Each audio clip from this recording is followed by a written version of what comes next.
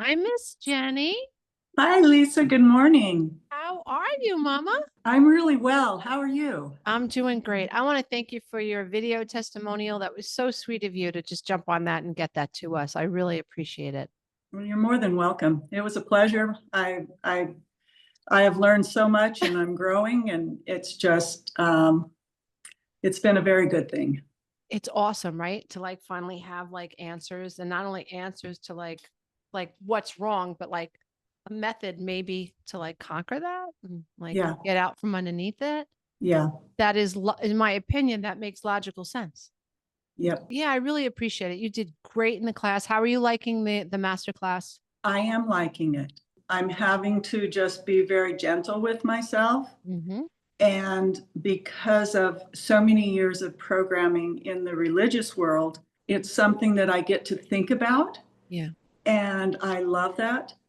And it's going where you have to go to learn and being able to, which I have told myself for so long and so many years, you've got to keep going and going into the unknown, into the edges of the comfort zone, I think is important. Yeah. And then finding your comfort and bringing it into wherever your zone is. And Amen. so you can expand and go beyond You where give you me thought you could goosebumps. go. Ah, you're giving me goosebumps. You know, when it hit me like God doesn't have a religion. It's a very deeply held belief for me. Yeah. God, the creator, his plan, I use his because Mhm. that's just my go-to. I Mhm. don't know if that'll ever change in my life, Yep. but that's what Mhm. it is now. Yeah, And I'm okay with that. that's awesome. And it's just a matter of, and we're not taught to do that, right? We're taught more what to think than how to think. Mm-hmm. And Mm-hmm. my philosophy always has been to teach people possibly not what to think, but how to think, and to understand how thinking, default thinking, ego thinking, if you will, story thinking, if you will, programming, if you will, generational trauma, if you will, that's a form of thinking, but is it really thinking, or are you just regurgitating how you've been taught to think and what you've been taught to think? Yeah, our reality is 1% of what's here. Correct. So how limited is that? Oh, Exponentially correct. limited. It's like, I love thinking about that. Mhm. It's like, wow, like my dog lives in one reality, butterflies live in another reality, but it's all in this reality. Mhm. Plants, trees, they're all living in a reality, and they communicate with the forest, communicates. Like, I get goosebumps just thinking about it. And it also gets me out of my freaking head. Mhm. I don't become so egocentric, and so pain bodied when I'm thinking about how other life forms are existing in the same reality. I just love it. And just pushing again, like out of that comfort zone and finding the good that's in the world and the good that's in the Amen. people that we were told weren't good and didn't have our best interests at heart. Yeah. And it's it's very freeing Oh, yeah. to be able to accept and move beyond the world of fear Mm-hmm. and imprisonment of the news media Oh, yeah. and the algorithms and Yeah, everything that we're being programmed to absolutely. believe and receive as our own. That's mind blowing. I love that you bring it up, because it's like when I was creating the first class, the 12-week class, I was like, it's real. Like, you can go, once you get this and you understand programming, you can go anywhere with it. You can see it in all different areas of your life. What have you been taught to believe? Mhm. And can you just step out of that for a minute and just see it as a belief, and Mhm. see where it came from, and then just question it? Mhm. Because what I want people to walk away with in the master class is like, okay, so I have been taught to fear this, and I've been taught that money is hard to come by. Take any belief you have, right? Or women should subjugate, or women have to be the peacekeepers, whatever belief you've been taught, right? And you can look at that belief. That's one thing, like, wow, that's a belief, and I can even see where it's come from. Mhm. And I can see the cause and effect nature of it's had in my life and my mothering even. Right. And then now the mothering that my daughter is doing with her, you just keep going, keep rolling it out. In the neuro manifestation class, what I want people to walk away is like, wait a minute, I can change that whole paradigm. So not just observe like this is the reality I've been living, but I have the power to shift it Mhm. with my imagination. If I can hold on to a different reality in my mind and energetically root myself to that reality and resonate with this new reality, that is the epitome of creation. And when you root yourself to that reality is when your daily moments to moments and micro moments take on that reality to produce what you're going to see Correct. today, tomorrow, and the rest of your day. So rooting in that causes a change here, which causes a change in your daily activities, Correct. behaviors, relationships. Correct. Mm-hmm. Correct. But it's impossible to get there until you clear out the junk. Right. Mm-hmm. And I think that's where a lot of like 12 steps fail and talk therapy fails, is like talking doesn't change anything. I have to find a way to swiffer out the energy and the emotions that are tied to that programming. And I have to understand consciously the meaning that I've given these experiences, Mm-hmm. the meaning, and I have to unlearn the meaning. Right. So this is so deep. That's still a real sticky one for me. I have to, I'm going to, and I have to revisit that Mm-hmm. because that's just a hard place for me to get to, is discovering the meaning behind the meaning of what I'm Yes. doing and thinking. But like you said, the traditional talk therapy 12-step program, um, all can be great, have been very Yes. helpful. Other forms of therapy, EFT, CBD, cognitive behavioral therapy, CBT rather, all good in their own regard, but fall short of the how to, the 1, 2, 3, where it gets back to, okay, I can mindfully come here, I can feel my feet on the floor, but I don't know what the heck I'm feeling in my emotions because I have not been taught how to do that, or that it's even a thing I need to do. So when you said I was hesitant starting the 12-week program saying, do I want to go back there? Yeah. Do I want to feel that? I feel like I've hashed that all out. But then when I started to do that, and I haven't completed my timeline yet, Mm-hmm.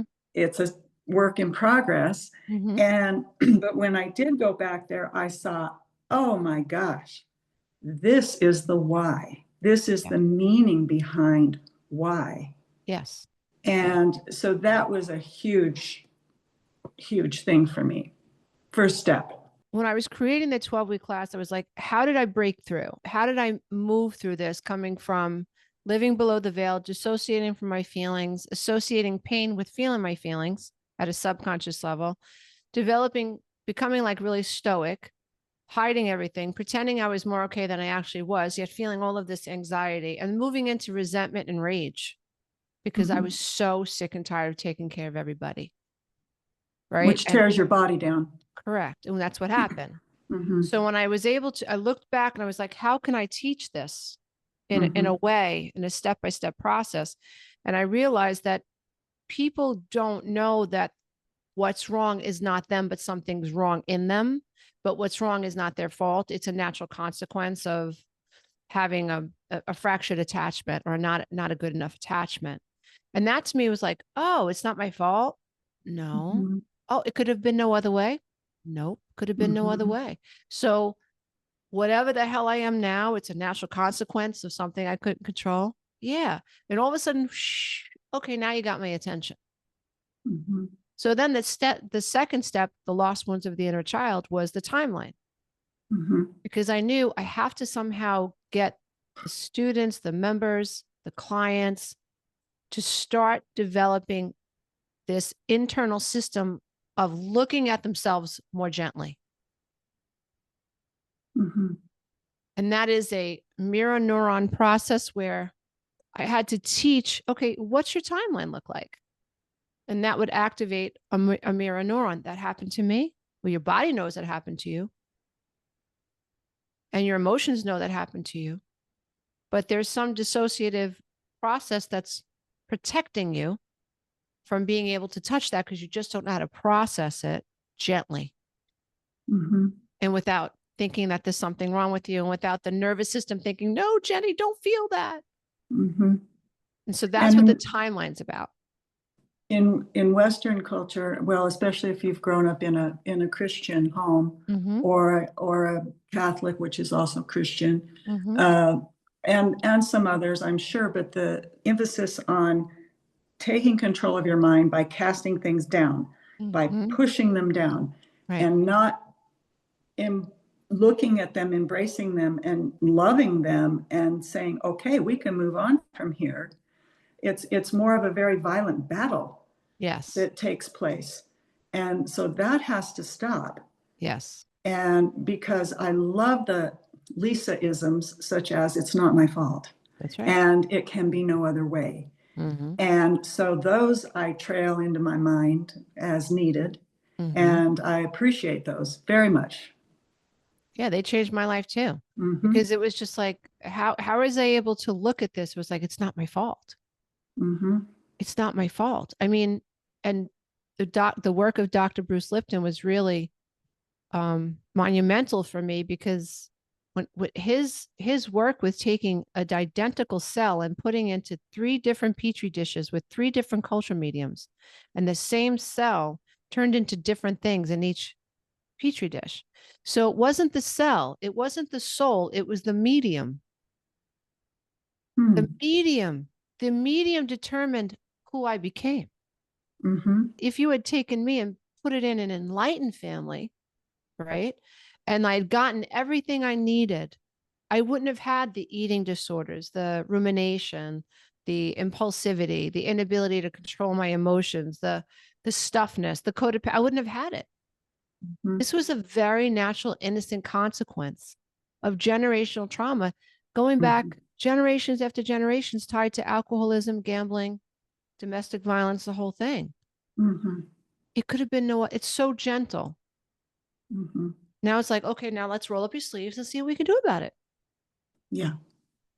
So Yeah. now, like, the logic and reason, once we get through the first 4 weeks, now the logic and reason can come in and say, okay, wow, it's not my fault, but it's still my basement. Exactly. It's still my basement. Mm-hmm. Right. I read something this morning and it said, I learn by going where I have to go. Theodore Roosevelt said that. Wow. And it's like, oh my goodness, I feel like that has been my last 30 years. Yeah. Is when I didn't know where I was going. I just knew that where I was not where I needed to be for me or for my children. Amen. And my grandchildren who were in the future, which are now very present. Mm-hmm. Mm-hmm. And so it was like, I have to learn, so I need to go where I need to go. Yes. It's as simple as that. And when I found your course, I was actually evaluating several. Mm-hmm. And there was something about the way I could relate to the definition and the meaning of codependency and your story. Mm-hmm. And I said, okay, I was like, do I do it? Do I not do it? And then I said, yes, why would I not? Mm-hmm. I haven't stopped yet. Right. And as far as I kind of name each year, which is a little thing I do, but it seems like I get an epiphany of what I'm working on for that year. And this year was codependency. It started to come into play last year. And I was like, oh, keeps coming up. Yeah. It's where I started in the 1990s with kids who carry our pain. And I didn't understand that. Yeah. And so when I got hooked into your codependency story, and I said, well, I'm going to do it. 12 weeks seems like a long time. And wow, I'm 16 weeks in now. Yeah. It has flown by. Yes. And what Yeah. if I had never started this? Yeah. I know. I know. I know. And that was, I create, and it's so interesting that I created it out of a little bit of frustration because when I was learning about codependency 25, 30 years ago, I was learning about what it was, but not how to fix it. Right. And then the Mhm. most I was getting was pray about it Mhm. and try to curtail your behavior. Mhm. So it was more of like what you were talking about, pushing it down, like swallowing it, like don't express that anger, or just don't take care of that person. But it just felt so harsh. It felt like I was just almost doing it because I had to do something, but I didn't know what else to do. And so for me, it was just like, no, I have to clear this. I have to clear it. I have to find a way to really clear it. And so after reaching towards all of these books at the time, which there were only books back then, there were no coaching programs. Mhm. I just realized like I have to find a method, a process by which I could really step through the stages, and it works. It And how works. long have you been doing this method? I've been doing this method probably since over 25 years. But Wow. I didn't know, this is the thing. I You didn't didn't know know it. I was doing it. So I Right. didn't know that I was validating myself. I didn't know that I was like developing empathy for myself. I didn't know that I was like, you don't allow yourself to dream. And week 3, like you use your imagination for what if the worst. So I didn't know that I was like, okay, Lisa, don't imagine that. Imagine this. Like, okay, you just imagine that, but what if you imagine this? I didn't know these were the steps I was taking back then. When I wrote my first book and people just started emailing and wanting to talk to me, I didn't even know I was life coaching. And it was a book promoter who said, you're life coaching. You really should get certified. I was like, oh, okay. So I got certified. Okay. And then I started charging people. But then I was coaching so many people at the time. I wasn't getting out of the off the desk. So I said, you know what? Let me start putting this on YouTube. Mm. So just helping people. And then so many people were reaching out to me. I said, oh my God, I've got to create a program about this. So Mhm. that's when I sat down and said, what has been your process? And I thought long and hard, like, what were your first steps? And it was, wait a minute, this isn't my fault. Like, this is a connection that went awry here. This was a family system issue. This was an environmental issue. This is a generational addiction issue. Mhm. And all of it, no one's paid attention to it, but it's not their fault. They're born in World War I, World War II, during the Depression. Oh my God. Oprah Winfrey didn't exist. Dr. Phil, Dr. Oz, who are these internet? Like, I don't blame anybody. Mhm. I feel so blessed and so privileged to be able to have taken it this far and learn Mhm. what I learn, and I do think we heal front and back. In other words, I do think that when I heal, it's like I imagine my ancestors like poof, poof, poof, poof, poof. They're all healing too. Oh, I had a great great grandmother when she came over from what used to be called Bavaria. Mm-hmm. And by the time she was 50 something, she had had 15 children Holy, and she wow. died in her 50s. And I think, what Yeah, was her life? exactly. Oh my heavens. And then Oh it my just heaven. goes on. Yeah. And that comes on down. Yeah. Yeah. And Sure. so all of these things that I've looked at, especially since beginning your course, have just been a lot more compassionate toward myself, toward my cells, Oh yeah. toward my being. Yes. Of it, this is part of who I am, Mm-hmm. and not who I am. Correct. And it's and that could be like debated, in a sense, like because you're not your ego personality, you're not your Right, story. right. Like you're so much more than that. You're an extension of the divine. You're a facet. You're a soul Mm-hmm. having a human experience, Mm-hmm. you know, um, and we come here to forget that we are in a story, so that we can play out the story Mm-hmm.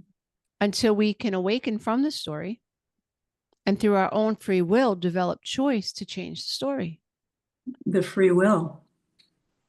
But we're And supposed to forget, mm-hmm. because if we don't forget, then we can't play the story. Okay. Does that make sense? We can't.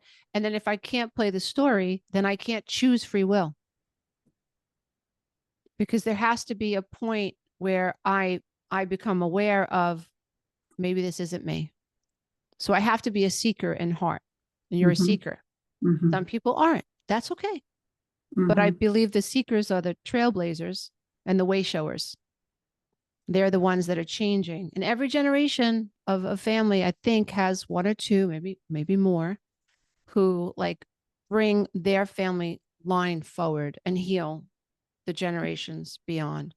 And I think that's a privilege. I used to be annoyed, like, why can't I wake you up? Why can't I? I felt like, oh, I'm leaving you behind. I'm past that. That was all ego stuff, Right. Yeah. you know. So it is like you'll get to a point, especially if you take soul school, but you'll get to a point where you'll be able to navigate the worlds. In other words, you'll be able to remember on some level that Jenny, the name Jenny is my part of my story.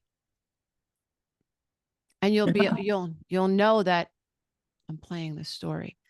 And still, I had it, my son and I had a little tiff this morning, and I had a reaction to it. And I said, you have to have that to get to the next level, because it's still part of my story. Right. So it's Mm-hmm. like allowing myself to have that human experience that results in emotions, and then observing the emotions, letting it rise, which is the clearing. And knowing the whole time, the observer in me is like, this is the human in you having that experience for the benefit of clearing it so you can get to the next rung on that ladder. Mm-hmm. It's really trippy. It's like, okay, I'm observing it. The Mm-hmm. human Lisa mommy is having that experience for the greater good. Have the experience, embrace the experience, do whatever you have to do, then let it go. Now you've ascended. Now it's okay. And it's going to happen and happen. But you get to a point where you're like, oh, okay, I know what's happening right now. And it doesn't, you observe the fire burning versus devolve into the fire or into a rabbit hole. You're like, oh, this is all part of like the next step for me. Because if it's coming up, it's still part of what I have to ascend. Does that make sense? Mm-hmm. Oh, It's yeah. great stuff, man. Oh, yeah. No, it truly is. Yeah. And it's okay. It's you have to grow comfortable knowing that there are, if you had this conversation with anybody else, they think, you grow kind of comfortable knowing that, yeah, I get it. Like a lot of people aren't on this consciousness expansive path where they're a path of self-enlightenment where we want to know ourselves beyond our trauma and the meaning that Mm-hmm. these traumatic experiences gave us and locked us into this paradigm. We want to know ourselves beyond that.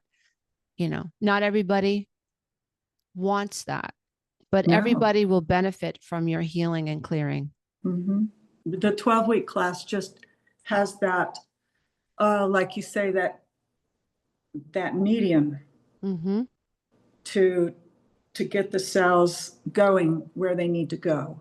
Correct. And even though I was in a lot of modalities, including, a lot of health things, and I've always been so health conscious and exercise. And I mean, wow, looking into participating in self-compassion weeks, which at the end of that, I was like, by the end of that, I'm like, what is self-compassion? Right. Because I had no program for self-compassion. I've been told so many times by different therapists, self-love, focus on self-love. I had no programming for that. What Mm-hmm. is that? Mm-hmm. Okay, what are you telling me? But they didn't tell me how. Right. And also, it's impossible. The one thing that, kept coming up for me in my own recovery was how often on the back of a report card, a teacher would write, Lisa has no self-control. Right. Mm, mhm, I was like, I think in the first grade, and the teacher said, Lisa needs to see somebody, a therapist. Like she saw how withdrawn I was and insecure I was. And my mother mm, just never, I think because she knew, she was afraid of what I would tell a therapist, honestly. Like I'd have to like, if you start asking me how my mom talks to me, I'm going to tell you, like, Mm. so I think that was her fear. But when I was going through recovery, I was like, how do you love a self that you've been taught is not good enough? And how do you love a self that you don't even know you have? Yeah. Self comes from accepting your emotions. Self comes from honoring your need. I've been taught to dishonor my need. Yeah. So how do I self-love? Self-love means there is some pathway to the most authentic part of myself, and I live by abandoning myself. So a self-compassion week isn't going to help me, Right. or a Right. self-love isn't going to help me because Mm-hmm. I don't have a clear pathway to the self, because No. my brain is wired to abandon every authentic impulse, Mm-hmm. to Mm-hmm. avoid rejection, to avoid pain, or to gain your love, or to make sure you don't abandon me. Like, I'm at a subconscious level, like abandoning the self all day long, but you want me to love the self. It's not going to work. It's not the No. equation. And that's why I think No. that we have to go back to the beginning. Yeah. Just have to stop trying to band-aid it and go back to the beginning. But yeah, I understand do I really want to feel that stuff? Mm-hmm. Like, I don't know if I want to take that class. I don't know if I want to clear that stuff. Like, okay. So I have to consciously use my tools, and I'm feeling my body. So when I feel it now, I'm starting to be aware when my stress is going up, and I back off and I think, okay. A lot of times I'll just go lie down. Mm-hmm. I'm like, It's fine. need to get my feet up. I'm gonna lie down and I gotta let it go. Amen. But feeling my body and paying attention and saying, this is what's good for me. Yep. That's loving yourself. Yeah. Monitoring yourself, your emotional self, your Mm-hmm. reactions, your stress level, monitoring yourself is loving yourself. Mm-hmm. If you're monitoring yourself, then you know, uh-oh, this is too hot. I need to go over here. That's self-love. Not Mm-hmm. having the conversation, not engaging, not Mm-hmm. trying to fix something that you can't fix, not offering an opinion that you know they didn't ask for, like not getting excited about that, or just noticing. The other thing that we have to understand is that we are clearing generational trauma too. So what that means is that person like you that's on the self-inquiry path, personal development path, self-enlightenment path, as I like to call it, you need to be aware that you're not just shifting stuff that you're aware that you're shifting. You might be shifting generational stuff through microchimerism, through the transfer of your mother's cells or the transfer of your mother's energy or someone else, the collective energy of your ancestors. Like, you might be the one or the vessel that has developed the capacity to clear it. Mm-hmm. So there have been times where I'm driving, I'm like, why am I sad? Like, I don't, right? I could not grasp any reason to be sad. And I'm like, just stop.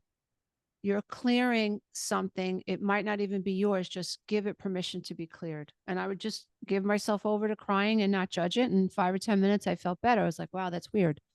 Almost like wringing out a towel. Like, okay, I feel better. So I really do believe that we are we are a collection of our ancestors as well. And what they didn't heal, we get an opportunity to heal. And why not me? Correct. Correct. And you kind of know it is you because you can't put this stuff down. Exactly. You just know. It's like, yeah, you're talking to your sister and your brother, and they're just like, or whoever. You're like, yeah. Mm-hmm. I'm going to go home and listen to a YouTube video on consciousness. Like, they're not. And that's okay. So that's a Mm-hmm. sign that it is you. And once I got past thinking, nah, you're not doing this work. Like, you're not that special. You're not that unique. Like, you don't have this ability to do that. And once I got past all that, I'm like, no, I think that's what's going on. Like, I'm clearing my own stuff.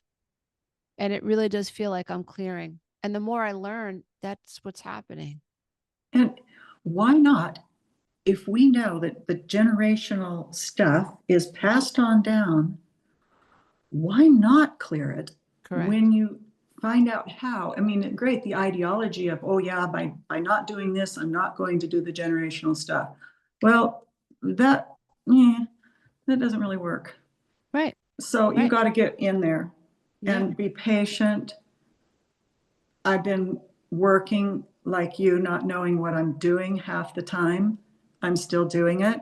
Yep. And 5 years later, I'll say, oh my gosh, look at this. Look what Correct. happened over the last 5 years. Correct. And it's like all of a sudden, I'm just put back at the goodness, I say the goodness of God Mm-hmm. in leading me because I didn't know where I was going. Correct. But Correct. look what happened. Correct. Correct. So it's like when I started on the codependency thing, I didn't know exactly what was going to happen. I was like, okay, this seems to be where I'm at now. So this is the road I'm taking. Joseph Campbell says, follow your bliss. You Mm, know, and I teach my clients and I teach my children, like, sometimes, I mean, most of the times in the moment, you just got to pick your poison, mhm, right? Like, it's not what you would want in the moment. Just pick the one that hurts the least, right? Especially in the early days of recovery. Like, it always feels like you're pulling off your skin, and you're always going to have to make a choice, but pick a choice that's close to your authentic self. And when it's this, like, what fork in the road is a fork in the road? What do I choose? Always choose self from love, and then decide which is going to hurt less, but bring you the best eventual gain. Don't expect it to be perfect. That's where mhm, resiliency comes from, because we have to follow our bliss. We have to come out of the dark forest first. We have to mhm, come out of the forest first, and that is a matter of, what decision do I need to pick now? It's not my ideal, but I have to make a decision. Let me make a decision that the 1, 2, 3 process, that the decision that I make right now is more closer in alignment with my future self's desires. Choose mhm, that. mhm. Even if it hurts, And trust it. I can make that decision work for me. I love that. That's huge. I love that. So to help someone understand that what's wrong is subconscious and it happened in childhood, but we can work ourselves out of it. We can walk up and out of the subconscious mind. We can elevate your consciousness and self-awareness around this. Mhm, You can use meditation and journaling and community support as tools to gain control over this and learn systems and processes that take you up and out of the subconscious mind, that get you to question who your childhood taught you were, and who you've become, and how your nervous system has been wired to keep you in that program because it thinks it's doing the right thing. mhm. Yeah. So, what's wrong is not that you're reactive, that's just a symptom. What's wrong is not that you're confused. Again, it's just a symptom. What's wrong Mhm, is that you're hypervigilant. That's not what's wrong. That's a symptom. What's mhm, wrong is the way that you're perceiving yourself, which is subconscious. What's wrong is you don't know what's wrong, and you can't fix a hole in the wall that you can't see. right. So with the class, what I've tried to do is, like, show everybody, these are the holes in the wall, not you. You're perfect. These are the holes in the wall. These are why you have these holes in the wall.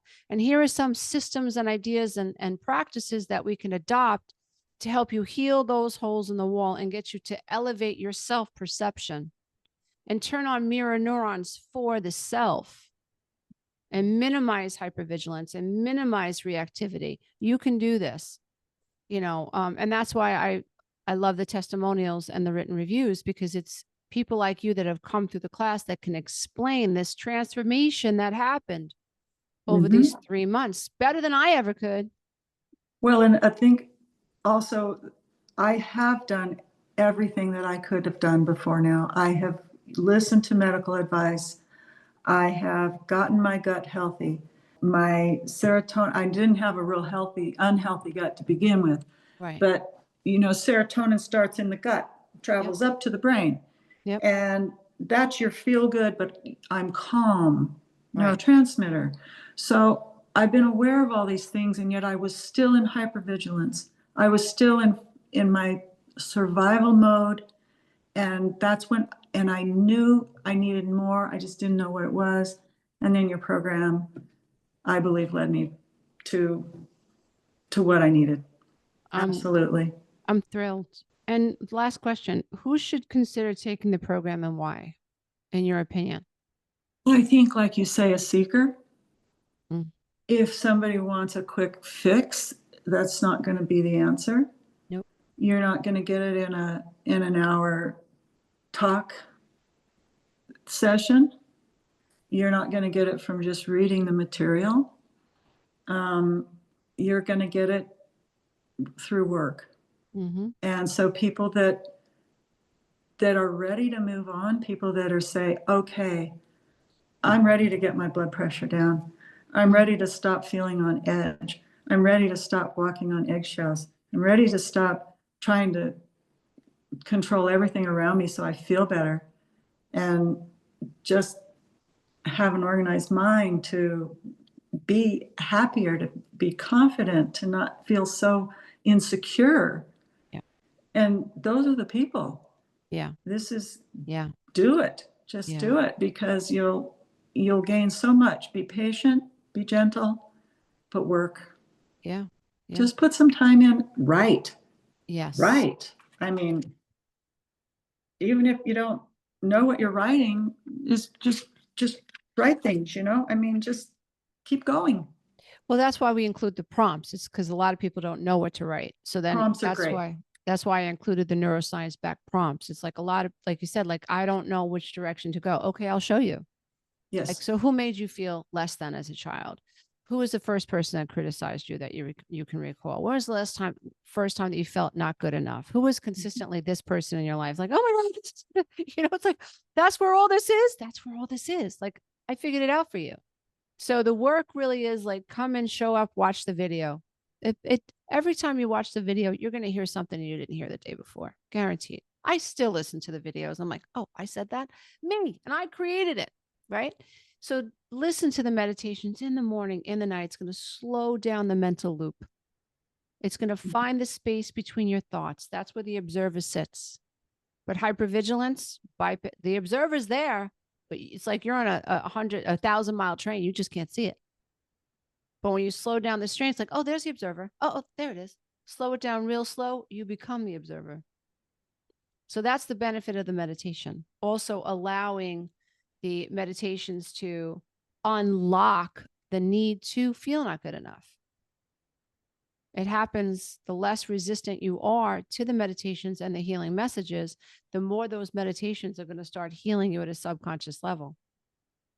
The journaling prompts, super important. Do the journaling prompts, the homework. This is an experiential program. And the reason I wanted it to be experiential, because the work that I studied on the science of learning happens best like what Maria Montessori figured out, like getting the children involved with the blocks, getting the children involved with figuring out a puzzle. Then she could connect with them because the entire brain was involved. So I wanted to create a system that engaged the entire brain. So the meditations are subconscious, but you're auditory. Mm-hmm. The videos you're watching, it's visual. So your visual cortex is getting lit up, different area of the brain. Journaling, using your hand, motor neurons, different areas of your brain are becoming activated. The experiential homework, digging through a trunk to find a picture of my inner child, putting it into your entire body, mind, body, and soul is invested in the healing process. So that's a big chunk of why the course works. And it's unlike any other course out there, I think, because it addresses you at a neurological level, healing at a neurological, spiritual, and cognitive level. Mm-hmm. Because every part of this program is designed with a different part of your brain in mind. Mm-hmm. And unless your brain changes, your life don't change. Exactly.